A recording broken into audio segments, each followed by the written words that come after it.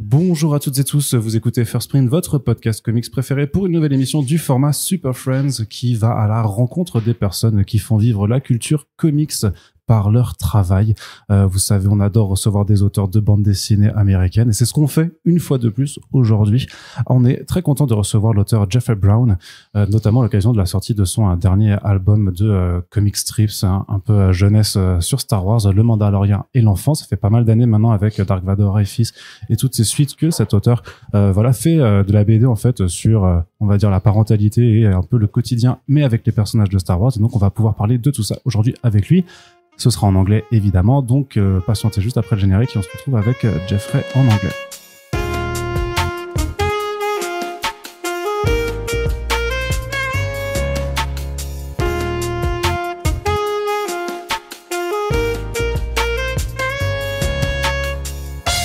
So my quick introduction is over.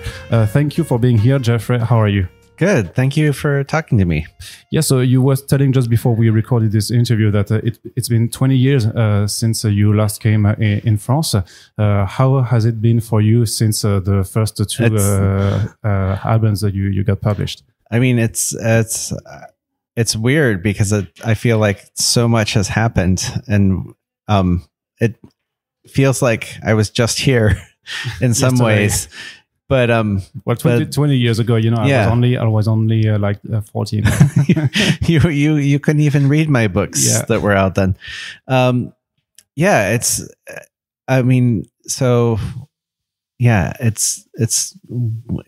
just strange to think that it's like, wow, I've been doing comics for a long time here. Yeah, because there's more than like 10 books published now. You've got 2 Eisner Awards also. So it's quite very big. Do you like sometimes just take a step back and look on your career and see everything that you've done? I do. And so I have I try to keep one of everything I've done. Like every book published and or like the animations and things I've done, I'll have the DVD packages and I keep them in boxes, and every once in a while the box gets too full and I need to like rearrange the boxes, and I start pulling things out, and it's kind of shocking, and it's like sometimes it feels like it's all created by someone else, and I'm like, wow, that's not you. I wish I was that good. Well, there is your name on this book. So, yeah. But let's just be because it's the first time that I'm interviewing you, and I'm not going to go to ask all the questions you've already been asked for the 20 last years. But if we can go just back from the beginning, were you always attracted by comic books as a medium when you were younger? Yeah, for sure. Yeah. So I loved newspaper comics. So I Garfield was my first favorite, and I would cut out the comics from the newspapers and paste them into a scrapbook. But then, Far Side, Calvin and Hobbes. But I would read all the comics, and then comic books. So all the superheroes for Marvel were probably the biggest. But I had 2 older brothers, and so I would kind of like as I got older, I would kind of pick up on things that they were reading, and then at some point I just passed them. But so yeah, it's for I starting with newspaper comics and right on through. And do you remember if there is at some point that you decided to not just read comic books but also make them? Yeah, so Garfield was one, at first I would draw my own versions of Garfield comics. And then when I started reading superhero comics, that's probably when it really shifted. And I don't remember a specific point, because I feel like as soon as I was reading superhero comics, I was drawing superheroes and making my own superhero comics. I may have even been drawing the superheroes before I could really read the comics, but I remember specifically buying Uncanny X-Men issue 192 was the first comic I bought with my own money. And it's kind of a strange issue. It's not like a big Wolverine issue. There's not like a ton of action per se. And it's kind of like a weird story setup, like setting something up for like a storyline that's starting the next issue. But something about it struck me. And then from then on, I was just drawing X-Men comics. And, but it's hard for me to pinpoint exactly when, because it felt like I was always drawing them. No, I wasn't looking for a precise date and hour. Don't worry. It was a sunny afternoon on. Yeah, but no, because sometimes I got this kind of really precise answers, like from Mark Waid that told me he remembers the one day he got to see the Superman movie, and that's when he decided. I mean, I remember going to the there was a spinner rack at the grocery store, and there was X-Men 193. Was out already, but it was $1.25. X-Men 192 was 65 cents, and then there was a Spider-Man that was 65 cents. And I was like, I'm gonna get, even though like the X-Men 193 has this like action-packed cover, Wolverine is like on the front with his claws out, and it looks really cool. It's double sized, but I was like, I can get 2 comics if I get this other issue, and but like I remember picking those 2 comics. I don't remember which Spider-Man it was, but yeah, that's precise enough for me. Thank you. What is the strength about the media for you to tell stories? What can you do in comic book that you can only do in comic books? The biggest thing for me is that comics do. It's not that no other medium can do it, but no other medium can do it in the way comics does it, which is humor and emotion. And there's something about comics where you can have the most like serious moment, simultaneously be like really funny and, like both visually and emotionally, like, so,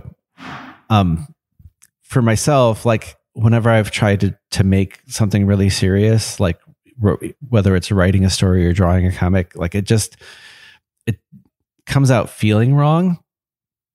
But then when I like let the cartooniness come out and let it be like more like a comic where maybe the physics are a little off, and like you can do things visually where even though you're not drawing realistically, the motion is like super realistic, and there's still humor even when it's like the most serious subject you can think of.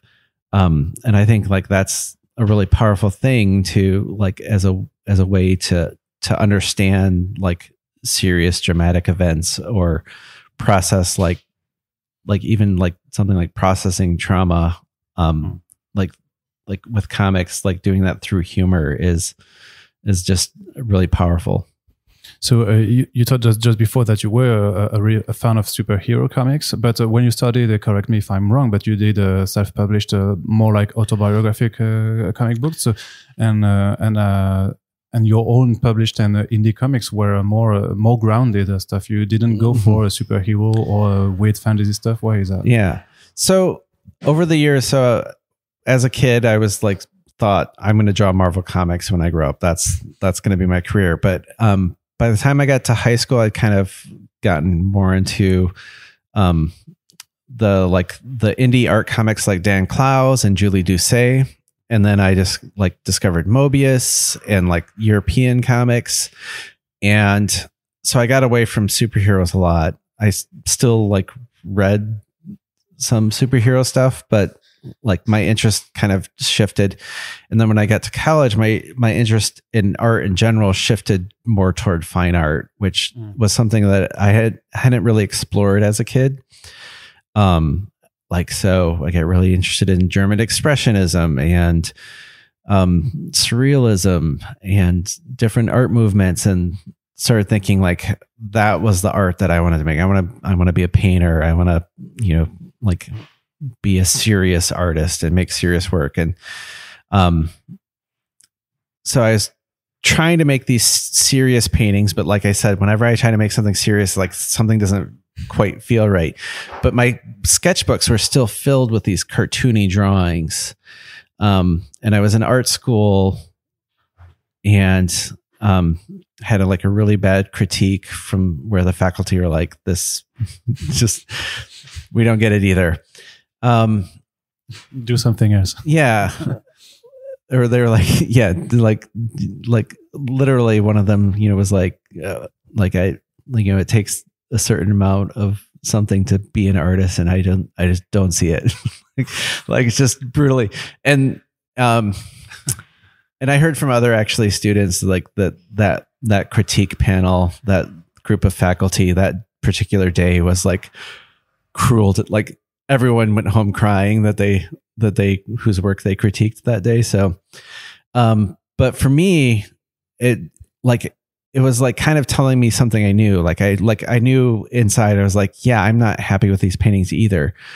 But I had met Chris Ware and Dan Clowes at a book signing that year, and Chris was like kind enough to say I'd like, show me your work sometime. And I showed him, was showing him my sketchbooks, and was like, I was seeing him respond to certain things. And it wasn't the things that I was like trying to translate into painting. It was like these little short snippets of everyday life drawn as comics. And so after this critique, I was like, you know what? When I was a kid, drawing comics was fun. I've been drawing these things in my sketchbooks, and I was also thinking about like other art that I was seeing in art school, which was very, very, it was like meta art about art. Like it was like, like it's like when you're making a painting about painting,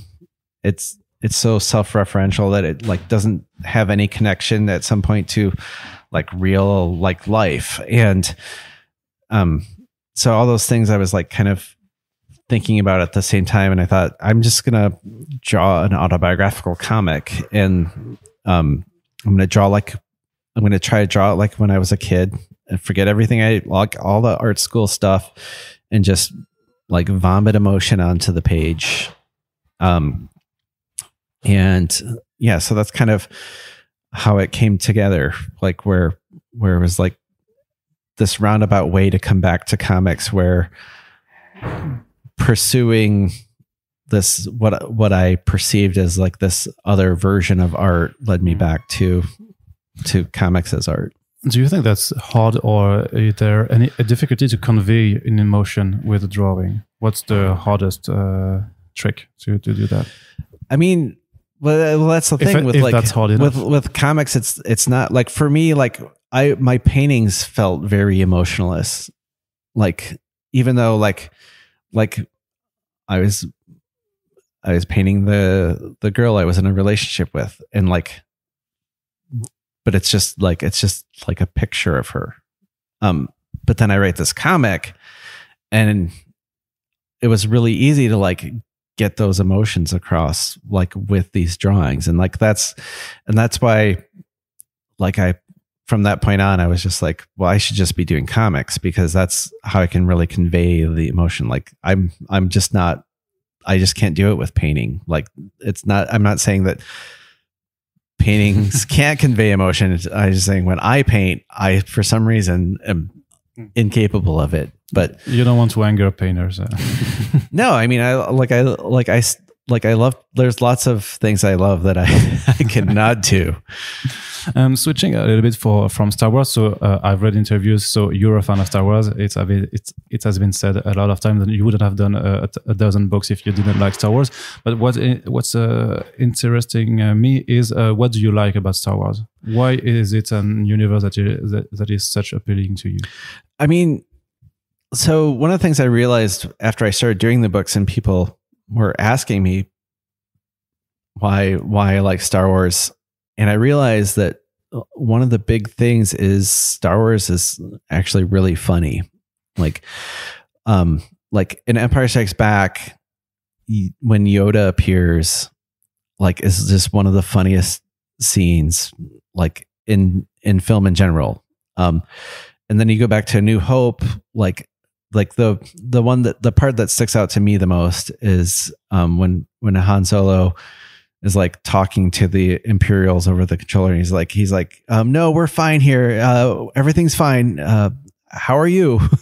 Just the delivery of that line and the timing is just like so perfect and comedic. And so it's so again, like, you have this film that's about like this like very serious subject. It's about like, you know, like this evil empire that's horrible to people, and this rebellion that's trying to like bring good back to the universe. But you have like this humor like woven through it that like somehow like brings out the emotions in a different way than if it was just it's just serious all the time. And do you remember what you chose Vader as your main protagonist in the first books? I guess it was something relating to your own parenthood. Yeah. So, well, the idea was like that. If Luke Skywalker's 4 years old, which is how old my son was at the time, like, then Darth Vader putting Darth Vader in my shoes as a parent. And so it's like, you know, he's trying to like, you know, destroy Alderaan, and then, but like his 4-year-old son is like wants like a different cereal for breakfast. So yeah. And so, I mean, also the other thing about it is that Darth Vader is so iconic that like, it's weird how people who don't really know Star Wars, they've never seen Star Wars, but they know who Darth Vader is, and they know like who looks like, they know these characters, and sometimes people like are like, do you feel weird about like being a spoiler for people who haven't seen like all the Star Wars movies and don't know that, like, so this is your spoiler alert that Darth Vader is Luke's father. But I've had it where kids have read the book, and then they see the movie, and then they're like, oh, Darth Vader is Luke Skywalker's father. Like, so it's like, I don't know. It's a really interesting thing that you know, like, people know the characters, and they so kind they of don't know like, the story, or... even though they don't know the story, they know they can get the comic. Should people relate to Darth Vader? I mean, how do you make Darth Vader a relatable character? Because you can see that in these books, you're just describing scenes from the everyday life of a parent. Yeah, well, part of that is just like that's where the humor comes from. But also, I mean, I think that's part of Darth Vader's story in Star Wars is you know, it's like, and it gets developed more with like probably mostly in the Clone Wars cartoon, where you see Anakin before he becomes Darth Vader. He is this like idealistic like person who wants to be good and do good, and then he gets corrupted, and then he finds redemption. And so that idea that like the bad guy is not like, can be more complicated, I think is already there in the movies. And it's just like, I kind of made it less complicated in the other direction, where it's like now he's just like a dad. But also just, you know, I guess there are times when he in the books where he does kind of evil things that you kind of see the effects of. You don't get to see him actually doing the things, but maybe the aftermath. But yeah, I think like the idea that he's more complicated and nuanced than he's just like the big bad guy is, I think, what what makes him interesting as a character in the movies.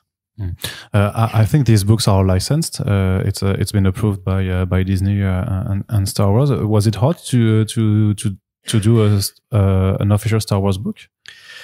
Yeah, so I should probably like go back to where like the genesis of it was, which was actually with 10 years ago.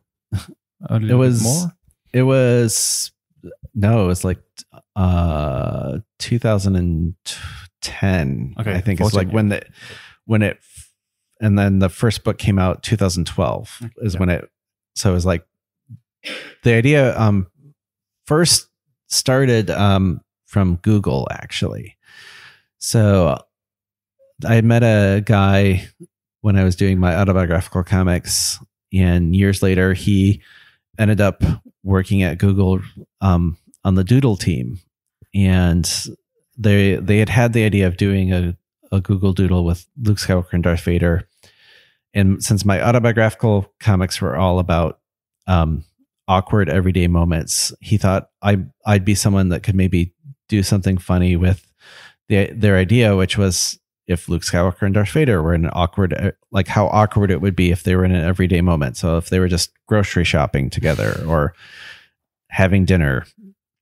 And then my son was 4 at the time, and that's when it clicked. It was like, oh, if I make Luke's 4 and then Vader's in my shoes as a parent, like, that's how it all makes sense. And Lucasfilm was on board with it at that point, but Google decided that they didn't want to use the idea.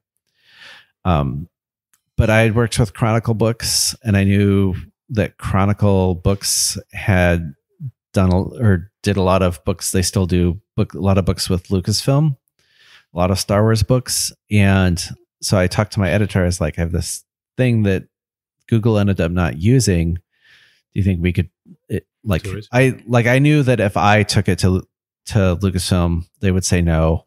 I knew if I did it on my own, I would either get sued yes. or I would have to do it as like, like I 2 ways I could do it. I could do it as like a little mini comic that I gave for free, like just print up 50 copies, give to my friends. Or I could change it so that it like they have different names and I don't use the actual dialogue from the films and which that seems totally uninteresting to me. So I thought if I could get Lucasfilm to do it, that'd be great. If not, then I'll just, draw it for my own amusement and that'll be it. But my editor at Chronicle was like, yeah, let's take it to Lucasfilm, and they liked it. And so it was before Disney had bought them. So I think it was a different time then that helped. Yeah. But, yeah, it was kind of like, in retrospect, it was kind of like the perfect timing because I think Lucasfilm was at a point where they were kind of more open to trying something like that, like something different. And they also hadn't done much outside of like their very specific things. And there was just something about it that like it was just the right time. And, yeah, so that's kind of where it started. And, the process is still the same now that Disney owns them, but the basic process is that they give feedback at every stage and approve everything at every stage, from idea to pencils to the finished artwork. The biggest difference now is there's more people looking at it, and so and also because they have so many other things connected to, like, or depending on like everything is connected. So they have plans for whatever TV show or film, and that affects like what you can and can't do, but you don't always know what their plans are. And so and sometimes I guess they didn't even know by themselves what the plans are. Yes, I get sometimes they don't. I feel like just because of the timing of it, like there are things they knew, they just didn't want to tell me because they weren't telling anybody except the actors who were in the movie. But so, it's like that's probably the most challenging aspect, but especially early on, like, I think it was really open, and that helped once Disney bought them, because even though there's more people looking at it, like the way of doing the books was kind of established. Yeah, and you already had an audience, and you had the 2 Eisner Awards in 2013 and 14. So I guess they just looked at and said, okay, so it's got published, and it got a public success and a critical success. So why would they stop you from doing that? Switching to the latest book, which is The Mandalorian and the Child. So I guess it's quite a good luck for you that they decided to continue to do new Star Wars shows. So did you had the idea of this book immediately when you saw the first season of The Mandalorian? I didn't. But there's a funny story. Maybe a year or two before The Mandalorian show came out, I was talking at a library, and when I'm talking at schools or libraries, I'll usually do question and answer, where I'll draw while I answer the question. And sometimes people just ask me if I can draw something, whether it's a Star Wars character or whatever. But there's a girl who raised her hand, and she's like, "Can you draw something for my brother? He's obsessed with the idea of like a baby Yoda." Or she might have phrased it as like Yoda as a baby. And I drew Yoda like in a diaper, and it was funny. And then, like maybe it was even more than 2 years. There was a Lucasfilm spy at that library. They must have been. I mean, like, it kind of makes sense. Like, Yoda's wrinkly, babies are wrinkly. Like, why wouldn't you do it? Like, and so when the show came out, like, I didn't immediately think that, but I kind of knew like, oh, that's gonna be a thing to do, probably. Maybe not, like, maybe by the second season, like when Grogu really starts to like become a character, then it was like, okay, definitely. And then people are like asking me, like, you're gonna do something with the Mandalorian, you're gonna do something with Baby Yoda. And it seems like because you're also going back to what was basically Vader, speaking about parenthood, but with a much more younger child, with an infant, a newborn, I would say. Did you have another child between those years, or did you have to go back down the memory lane and remember what it was? I mean, I did have a second son, but he is already older too, so it was like a lot of like going back to like memories and like trying to remember that time. Because I knew it wouldn't make sense to, I mean, well, the character still isn't like, Grogu is such a funny character because he's like both old and like a baby, like he's like both at once. But for the book, the idea was like, I hadn't done one with like younger than like 4-year-old Luke, and like, so getting some of the toddler jokes and baby jokes, even though like even in the book, like there's like he starts to get like a little older, the same way he does in the show. It's like he kind of like naturally like picks things up. But and how do you keep the balance between also the humoristic tone and let's say the fan service? How do you choose also which are the characters that you want to make because you just want to draw them, or you know that it is going to please fans? I mean, I the only fan that I specifically try to please is me. So that's so like, selfish. it is very. I mean, but it works out. Like, so my view is, it's just like so I knew I wanted to draw a Rancor, and so it's like, I guess I gotta come up with an idea for a Rancor, or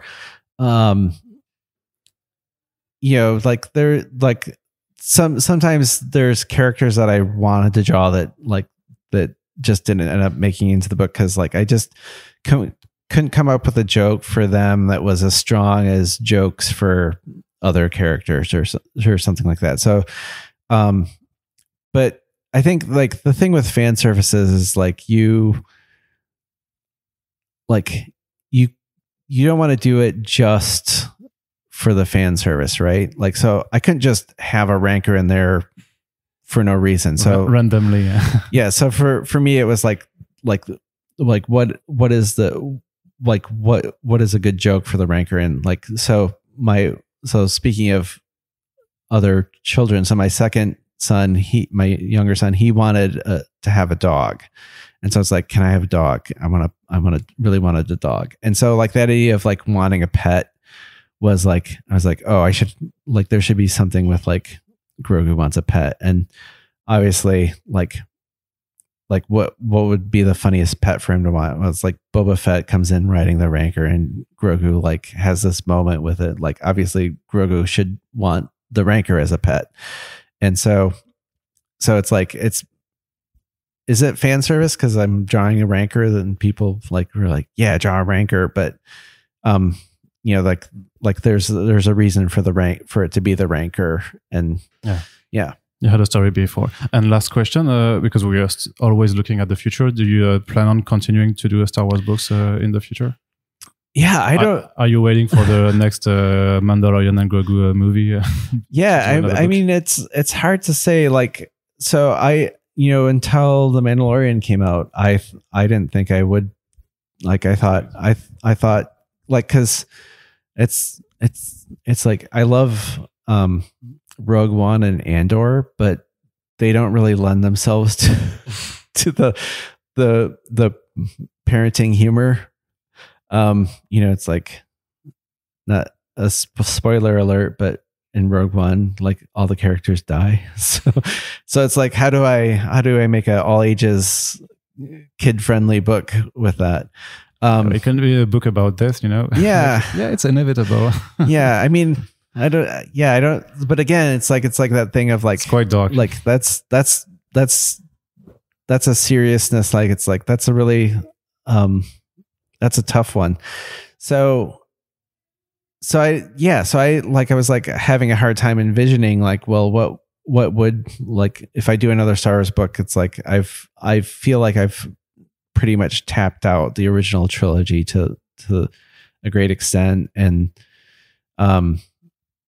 and so until Mandalorian came out, I wouldn't have thought like, oh, like there is enough. And even with Mandalorian, it's like the first season wasn't enough for me to build a book out of it. Like they had the full 2 seasons, and they had released some of like the teaser footage of the 3rd season. Oh, and Book of Boba Fett was out. So there was enough material at that point where it's like, okay, I can see like how I can like build enough ideas for a book of material. So, so I don't think I could say I'll never do Star Wars again, but you'll wait. I definitely don't know what I would like. There definitely isn't anything like that I could see myself doing at this point. Okay, all right. Sense. Yeah, perfectly. Thank you. Thanks a lot, Jeffrey Bond, for speaking with us and answering this question. Yeah, thank you for having me.